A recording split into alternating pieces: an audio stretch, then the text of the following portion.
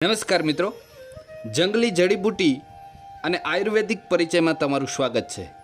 મિત્રો, આજે હું તમને એવો એક સફળ પ્રયોગ કહેવા જઈ રહ્યો છું કે જે આપણા વડવાઓ, આપણા પૂર્વજો 100 વર્ષથી આ પ્રયોગ કરતા આવ્યા છે અને શરદી ઉધરસને મટાડતા આવ્યા છે.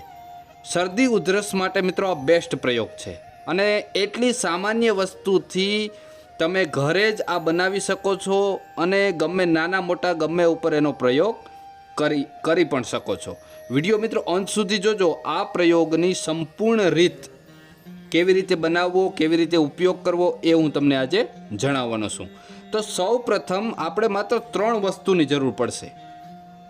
આ ત્રણેય વસ્તુ આપણા ઘરમાં આસાનીથી મળી જશે. પહેલી વસ્તુ જોશે 1 ચમચી જેટલો અજમો, બરાબર, જેને અજવાઈન પણ કહેવાય છે. 1 નાની પ્યાલી દૂધ, થોડુંક દૂધ જોશે, અને 1 કોળિયું. આ 3 વસ્તુની તમારે જરૂર પડશે, બસ, બીજી કોઈ વસ્તુ નહીં. અને હા મિત્રો, જો અમારી મહેનત સારી લાગે તો એક લાઇક જરૂર કરજો. આવા અવનવા વિડીયો અમને આપવાની ઈચ્છા થાય. અને ચેનલમાં નવા હોય તો સબસ્ક્રાઈબ કરી લેજો. આવા અવનવા પ્રયોગો તમને મળતા જ રહેશે. હવે આ વિડીયોને આપણે શરૂઆત કરવા જઈ રહ્યા છીએ કે કેવી રીતે આપણે આ બનાવવું. આ 3 વસ્તુ બરાબર જે છે એ હાજરમાં હોય એટલે તમારે શું કરવાનું હોય ખબર? કે કોળિયાને, એ કોળિયું જે છે ને આપણે લેવાનું છે ને, એને ચૂલા અથવા ગેસ ઉપર એને ગરમ કરવા મૂકવાનું છે. બરાબર, ગેસ ઉપર એને ગરમ કરવા મૂકી દેવાનું છે. પછી કોળિયું એકદમ મિત્રો લાલ ચોળ ગરમ થઈ જાય ને, ફૂલ ગરમ, બરાબર, પછી એને એક ચીપિયા વડે, સાણસી વડે, જેનાથી તમારી પાસે સાધન હોય એ લઈ અને નીચે એક થાળીમાં મૂકી દેવાનું છે. થાળીની વચ્ચોવચ, બરાબર, થાળીની વચ્ચે એ કોળિયાને મૂકી દેવાનું છે. હવે શું કરવાનું છે કે આ કોળિયાને મૂક્યા પછી તેમાં ફટાફટ, બરાબર, 1 ચમચી જેટલો અજમો નાખી દેવાનો.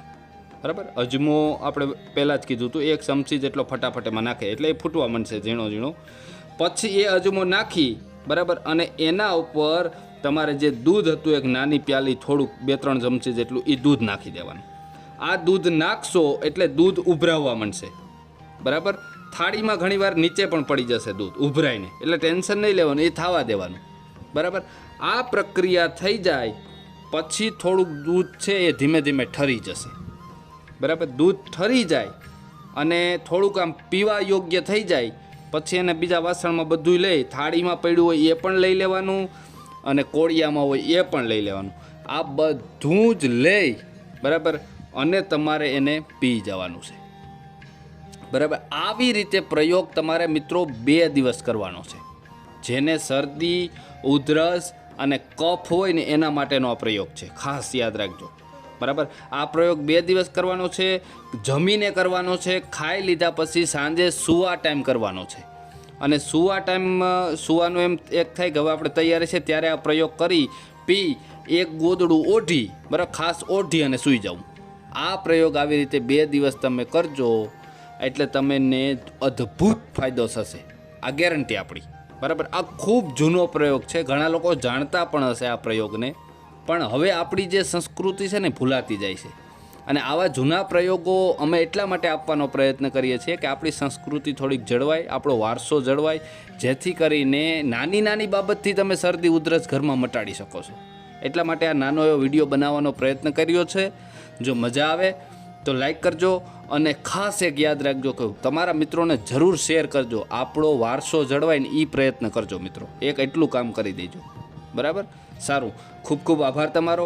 અને હા મિત્રો, આયુર્વેદના જૂના વનસ્પતિ પરિચયના અમે 100 પ્રકારની વનસ્પતિનો પરિચય આપતા આ ચેનલમાં વિડીયો મૂક્યા છે.